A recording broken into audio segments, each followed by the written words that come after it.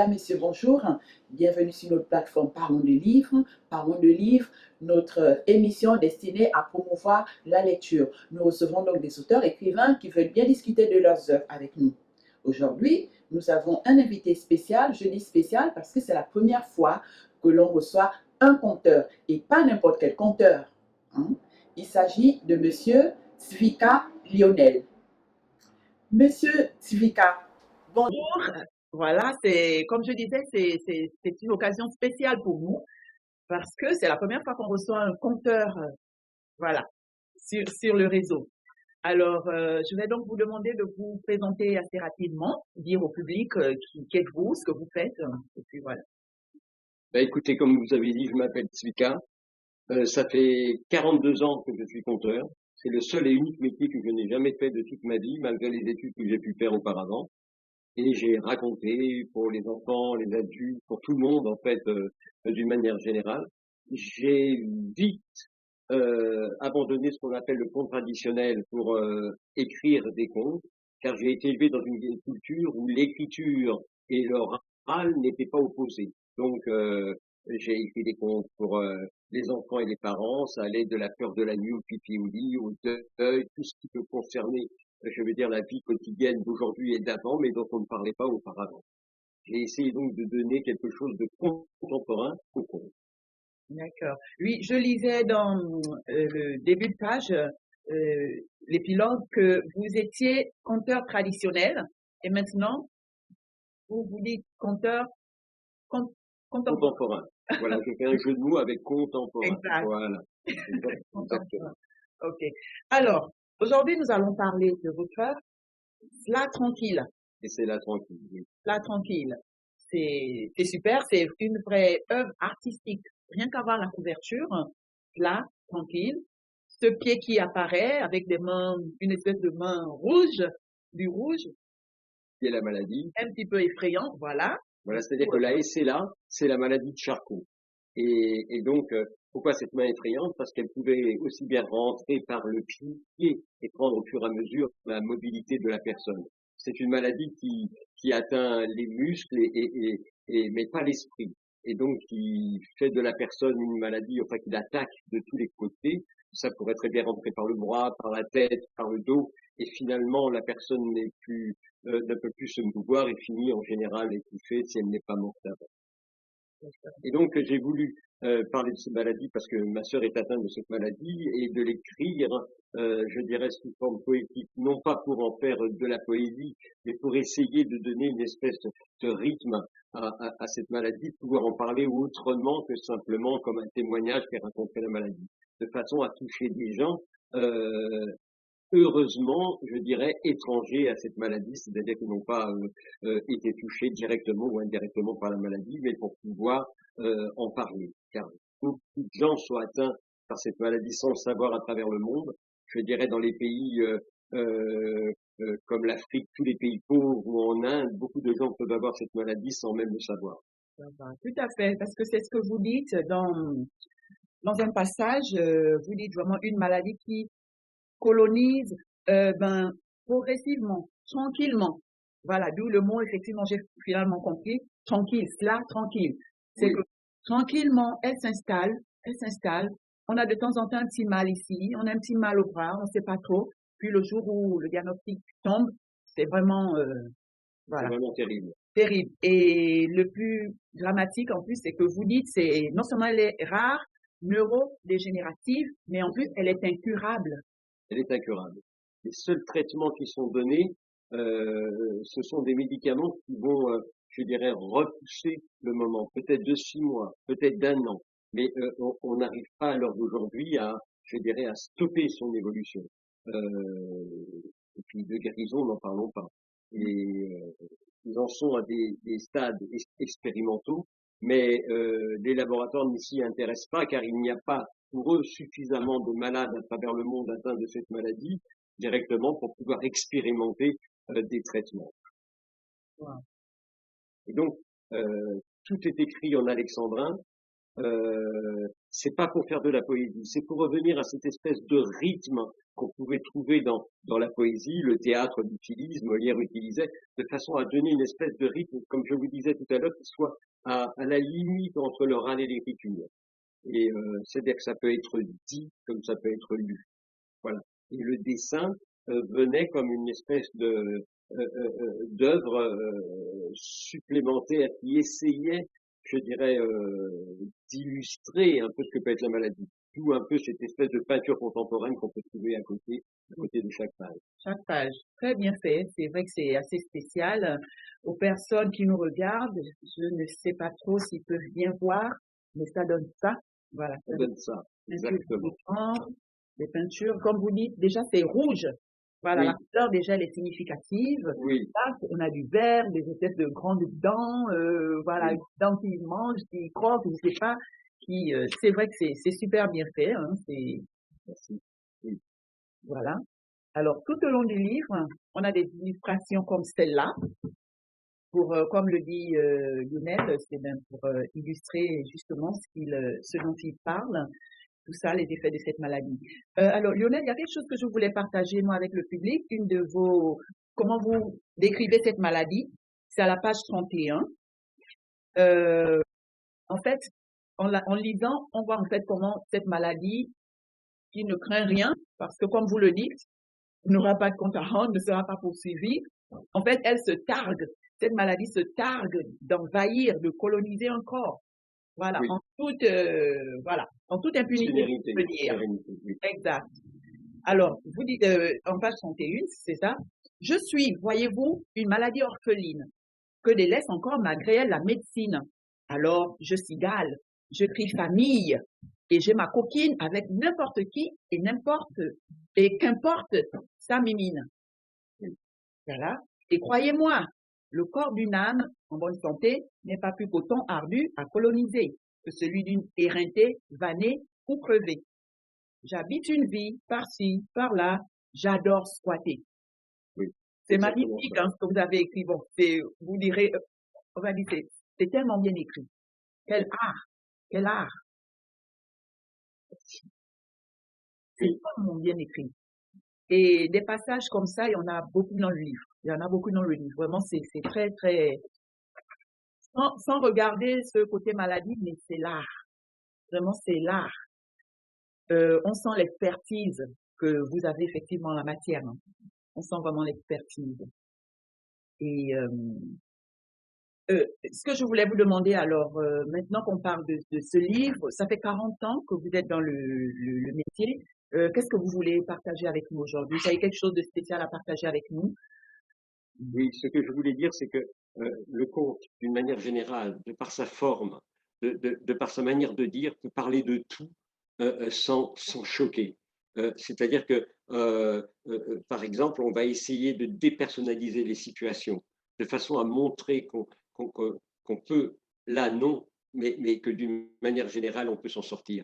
C'est la raison pour laquelle, par exemple, dans les contes traditionnels, ça finissait toujours bien, ou alors, quand ça finissait mal, il y avait une morale qui expliquait pourquoi.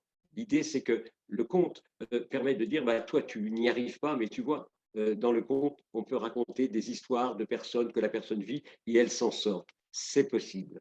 C'est possible et c'est cela la morale du conte. Alors, quand je parlais de la tradition des contes ou le conte traditionnel, je parlais plutôt de la tradition des contes. C'est-à-dire que le sens même du mot tradition qui voulait dire transmettre. Aujourd'hui, on a l'impression que c'est quelque chose de rébarbatif, de vieux et qui ne bouge pas. Alors que normalement, le mot tradition en lui-même veut dire transmettre et peut évoluer et qu'on n'est pas obligé de prendre les choses de la même manière qu'avant. Ce qui fait que dans le conte, on peut raconter des choses complètement différentes. Et aussi, de redonner le sens que les choses pouvaient avoir. Je vous donne un exemple tout bête. Vous savez, quand on parle du petit chaperon rouge, la plupart des gens ont l'impression que c'est une petite fille. Or, le chaperon rouge était une fille qui avait 12-13 ans, qui avait ses règles. Et si sa mère la laisse partir dans la forêt, ce n'est pas une peau de vache. Elle ne la laisse pas partir n'importe où comme ça dans la cité.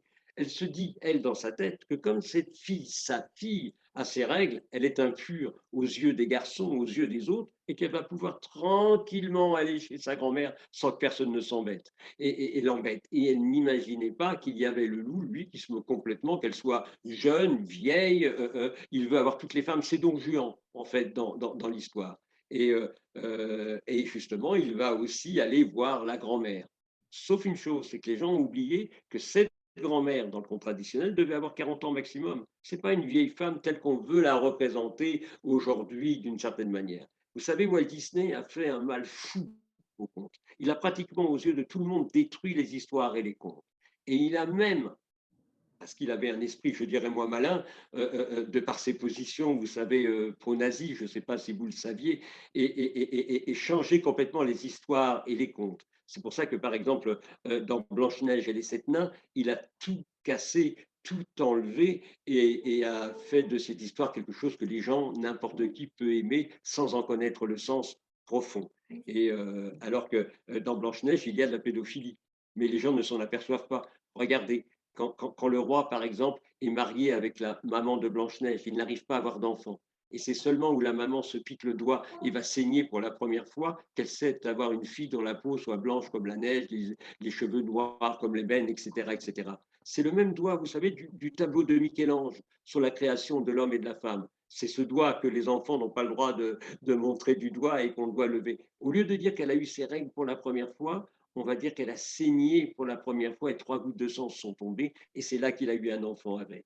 Je crois qu'il faut qu'aujourd'hui le sens pour beaucoup de choses est perdu, c'est fondu, ce qui fait qu'on entend toutes sortes de choses qui n'ont rien à voir avec le sens que voulaient dire les choses. Et moi, je me bagarre avec ça tous les jours, dans les quartiers. Vous avez des quartiers, vous aussi, difficiles, nous avons aussi nos quartiers difficiles. C'est là que je travaille et que j'essaye d'enseigner le conte, d'enseigner la grammaire. Vous savez que le mot grimoire, cette espèce de livre magique, eh bien, le mot grimoire, c'est de la même famille que le mot grammaire. Alors, je dis aux jeunes, vous allez devenir des Harry Potter, vous allez devenir des magiciens en apprenant la grammaire et en pouvoir donner un sens aux choses et qui est aujourd'hui malheureusement perdu pour la plupart des gens, ce qui fait qu'on entend les gens dire un peu n'importe quoi, n'importe quand. Par contre, on ne peut pas leur vouloir. Je veux dire aux gens qui n'ont pas pu aller à l'école. Donc, il faut recommencer, il faut y aller doucement. Alors, moi, mon moyen que j'ai trouvé, c'est de raconter des contes et des histoires pour leur expliquer les choses. Magnifique, magnifique. Vraiment, Et votre méthode, le grand grimoire, vous, Alors, ouais, vous nous en parlez un peu plus? Je sais en oh fait, oui, voilà, ça permet de redécouvrir la grammaire, tout ça. oui. Alors, j'appelle ça le grand grimoire, mais j'essaie en ce moment d'écrire une méthode d'apprentissage de la grammaire par le conte de fées.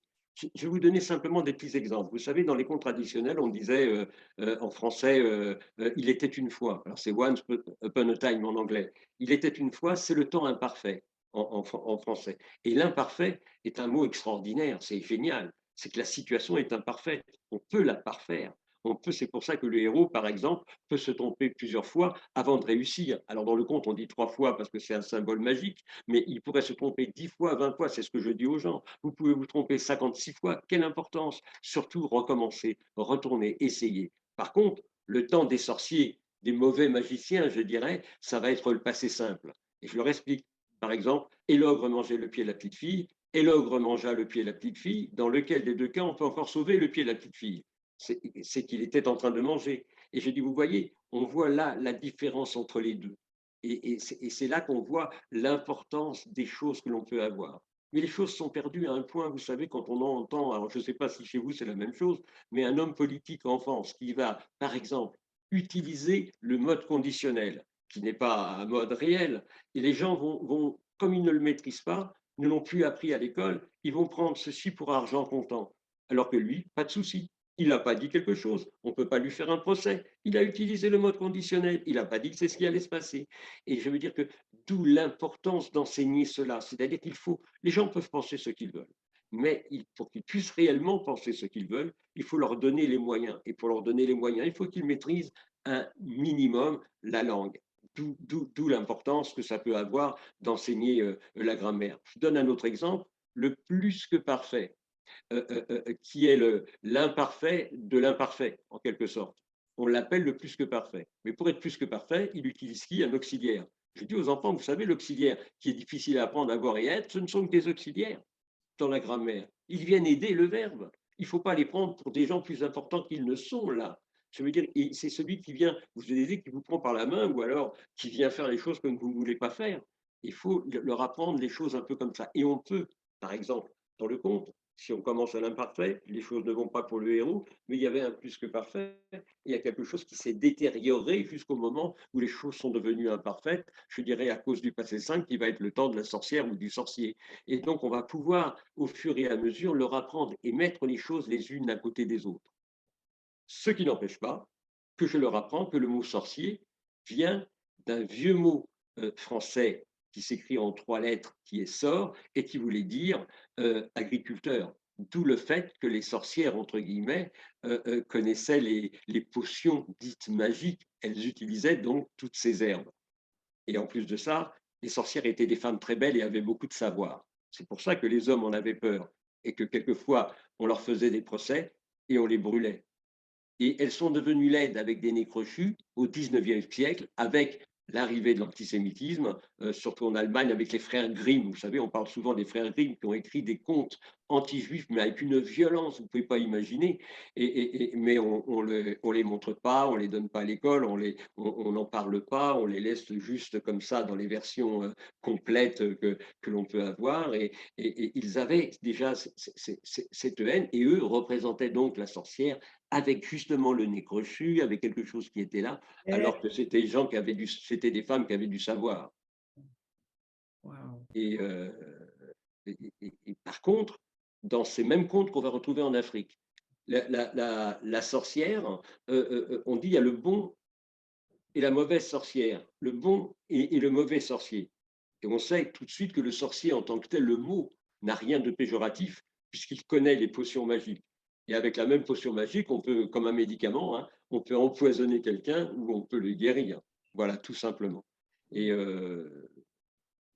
malheureusement, les choses ici se perdent. C'est-à-dire que si vous saviez ce qu'on voit, je ne sais pas comment ça se passe chez vous, mais c'est abominable. Ça m'arrive de corriger les fautes de grammaire de professeurs de français au collège. Je veux dire, un plombier qui ferait chez vous une inondation, ce serait une faute professionnelle. Un professeur qui fait des fautes de grammaire, c'est rien du tout. On lui dira rien du tout. Et ça, ça me met en rage, vous ne pouvez pas savoir.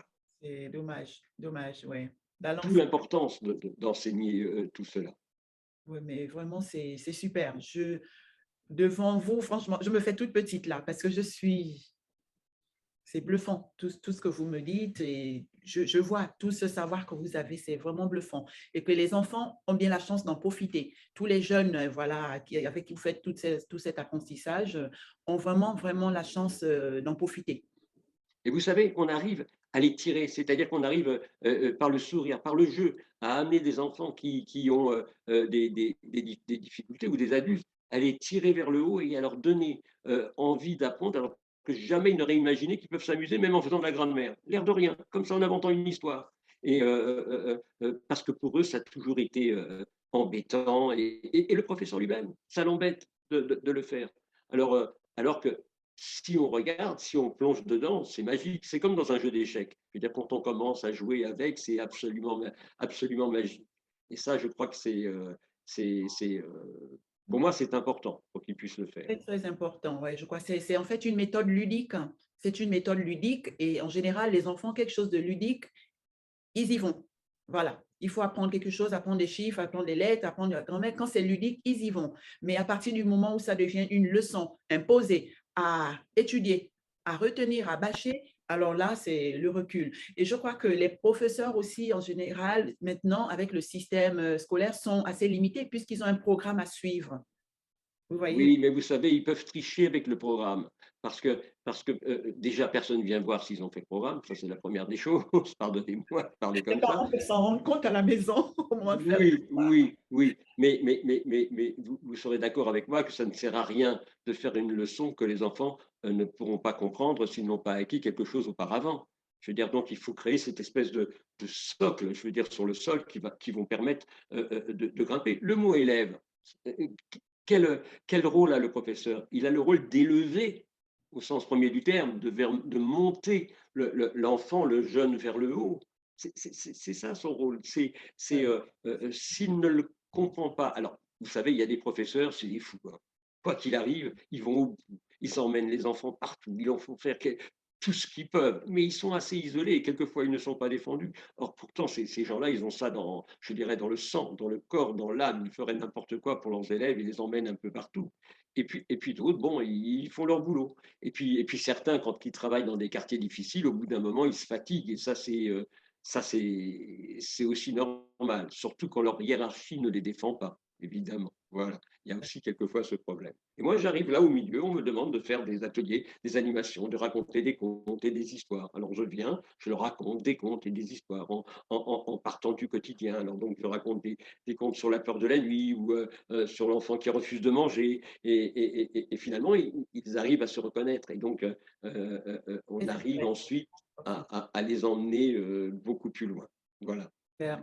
Ben, alors, j'espère que vous en avez préparé un pour nous aujourd'hui, un compte qu'on en profite, qu'on en bénéficie aussi. Oui, oui, bien sûr. Vous me laissez 5-6 minutes pour Bien raconter? sûr, bien Alors, sûr. je vais raconter un conte sur la peur de la nuit. Comme ça, tout le monde pourra être touché. C'est l'histoire de... Attendez, vous savez ce que je vais faire? Je vais enlever mes lunettes. Je Pas suis plus de souci. là. Je suis dans mon histoire. C'est l'histoire de Papère et de Petit Pied. Papère, c'est le nom du papa de Petit Pied. Petit Pied, eh bien, c'est le nom de l'enfant de Papère. Petit Pied a peur de la nuit. Aussi le soir, il refuse d'aller se coucher dans son lit. Et son papa est toujours obligé de s'énerver pour l'envoyer au lit. Alors, il attrape Petit Pied, il l'emmène dans sa chambre, il le met dans son lit, il éteint la lumière et ferme la porte. Mais une demi-heure après, voici que Petit Pied se relève. Il a un petit peu peur, mais enfin, il y va quand même. Il sort de sa chambre, il va jusqu'au salon où papa regarde la télévision. Tout doucement, il met sa main sur la poignée de la porte. Il entre, ouvre la porte, il passe un pied pour la retenir, il écoute et il dit ah, ah. Enfin, petit pied, qu'est-ce que tu fais là? Moi, je croyais que tu étais déjà en train de dormir. Oh, mais papa, tu sais, tout à l'heure, lorsque j'ai fini de manger, eh bien, j'ai oublié de prendre mon dessert. Je pourrais pas aller manger quelque chose. Non, mais dis donc, petit pied, tu crois pas que tu exagères un peu? Tu as fini de manger tout à l'heure. Tu es même allé te laver les dents et... Oh, papa, je t'en prie, je t'en prie. Si je mange pas quelque chose, eh ben, jamais j'arriverai à m'endormir. Bon, d'accord. Mais je veux plus te voir debout. Oh, merci, papa. Alors, Petit Pied va jusqu'à la cuisine et il mange tous les bonbons, tous les gâteaux, tout le chocolat qu'il peut trouver et il retourne se coucher. Une demi-heure après, voici qu'il se relève. Cette fois-ci, il a carrément les trouilles, mais enfin, il y retourne quand même. Il retourne jusqu'au salon où papa regarde encore la télévision. Tout doucement, il entr'ouvre la porte, il se prépare et il dit ah, papa, mais enfin, qu'est-ce que tu veux encore, petit pied? Oh, papa, tu sais ce que j'ai mangé tout à l'heure. Et ben, c'était tellement sucré. Alors maintenant, je meurs de soif. Je pourrais pas aller boire un petit peu. Et dis donc, ça va durer longtemps tout ce cirque. Tu vas te relever comme ça, mais combien de fois dans la soirée? Oh, papa, c'est promis, c'est promis. Une goutte d'eau, je bouge plus de mon lit. Oui, mais alors là, gare à toi. Merci, papa. Petit pied va jusqu'à la cuisine et il boit tout ce qu'il peut avaler et il retourne se coucher. Mais une demi-heure après, voici qu'il se relève. Mais cette fois-ci, il se dit, faut mieux pas que je demande la permission. Alors il va jusqu'aux toilettes, tellement il a envie de faire pipi. Il ouvre la porte des toilettes, il n'allume pas non plus la lumière dans les toilettes. Il entre, il passe un pied entre le pot de chambre et le détartrant. Il essaie de ne pas faire de bruit, mais voici qu'il fait tout tomber par terre. Ça fait un tel boucan que papa va voir ce qui se passe. Bon, enfin, petit pied, je te l'avais dit, qu'est-ce que tu fais là encore? Oh papa, ça ne marche plus du tout, cette histoire. Papa rattrape petit pied, l'emmène dans sa chambre, le met dans son lit, éteint la lumière et ferme la porte. Et voyez-vous, Pipi a tellement, mais tellement peur de la nuit qu'il n'arrive pas à s'endormir. Alors Papa se dit, bon, je ne vais quand même pas laisser pleurer comme ça toute la nuit. Alors ce soir, je vais le prendre avec moi dans mon lit. Non mais attention, hein, rien de ce soir, après tout, il a une belle chambre et un bon lit. Oui, mais si je veux que demain il dorme dans sa chambre, il faudrait peut-être que je trouve quelque chose. J'ai trouvé. Vous savez ce que je vais faire? Il a peur de la nuit. Eh bien, demain, je laisserai la lumière allumée dans sa chambre une grosse demi-heure. Puis, quand il sera endormi, j'irai jusqu'à sa chambre sur la pointe des pieds, j'éteindrai la lumière, il dormira dans son lit, et moi j'aurai la paix dans le mien. Le lendemain soir arrive, ma père accompagne Petit Pied dans son lit, lui souhaite une bonne nuit, laisse la lumière allumée, et va s'occuper de ses affaires. Une demi-heure après, Papère n'entend plus un bruit. Je vous l'avais dit. Eh, ça y est, il dort. Alors, tout content sur la pointe des pieds, Papère va jusqu'à la chambre de Petit Pied. Il entrouvre la porte, il regarde. Petit Pied a la tête sous l'oreiller, immobile, il ne bouge pas. Alors Papé rapproche son doigt de l'interrupteur, il éteint la lumière et il entend. Ah, pas. Pourquoi t'as éteint la lumière? Maintenant, je pourrais plus jamais m'endormir. Et comme Papé n'arrive pas à le calmer, il est encore obligé de le prendre avec lui dans son lit. Ouais, mais attention, hein. Deuxième fois, mais pas trois. Il faudrait que je trouve autre chose. Ça y est, j'ai trouvé. Petit Pied a peur de la nuit, il veut de la lumière, je vais lui en donner.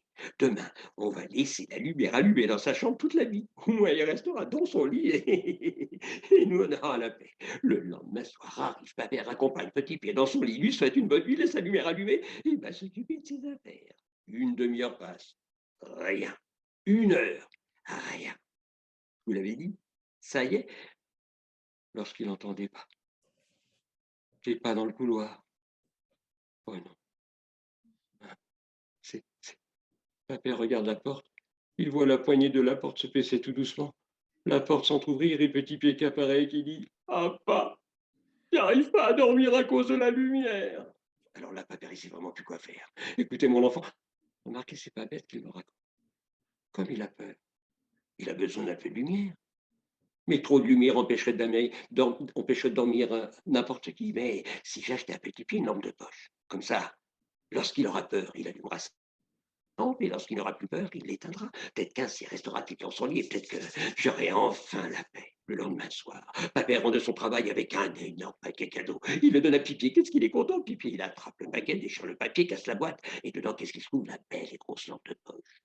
Et Papé lui dit, quand tu auras peur, tu prends ta lampe. Et lorsque tu n'as plus peur, et savez-vous, grâce à cette lampe, il a fini par s'endormir la nuit.